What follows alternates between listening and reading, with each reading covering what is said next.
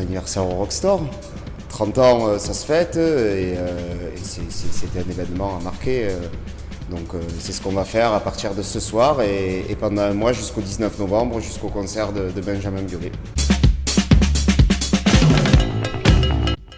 Concert, expo, projet au ciné, il y a un petit peu de tout pour cet anniversaire. On s'est voulu un peu justement multidisciplinaire et surtout sortir un peu des murs du Rockstore. C'était l'idée. À chaque fois pour nos anniversaires, on avait eu l'habitude de faire des concerts, des très beaux concerts. Et là, on avait envie de proposer autre chose que des concerts. Pour les 25 ans, on avait pu proposer un livre. Et là, l'idée, c'était justement de sortir des murs du Rockstore et d'avoir un rayonnement culturel un peu plus grand. Donc, on a pu organiser en partenariat avec nos voisins de la rue de Verdun, le cinéma Diagonal, une projection en avant-première 3 mois avant sa sortie du dernier film de Jim Jarmusch sur les Stooges, qui correspondait parfaitement à notre image.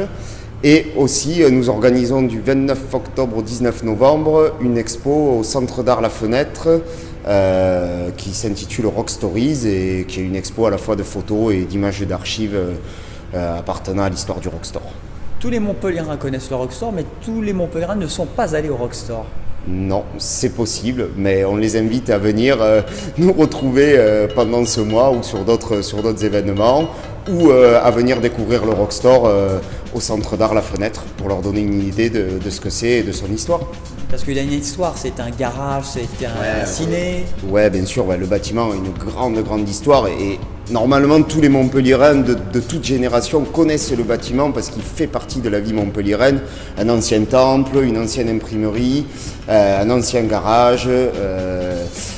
D'abord une première boîte qui faisait un peu ce qu'on fait aujourd'hui à la fin des années 70, qui était déjà discothèque et salle de concert qui s'appelait le Grand Odéon, et depuis 1986 le Rockstore qui est également une salle de concert et club.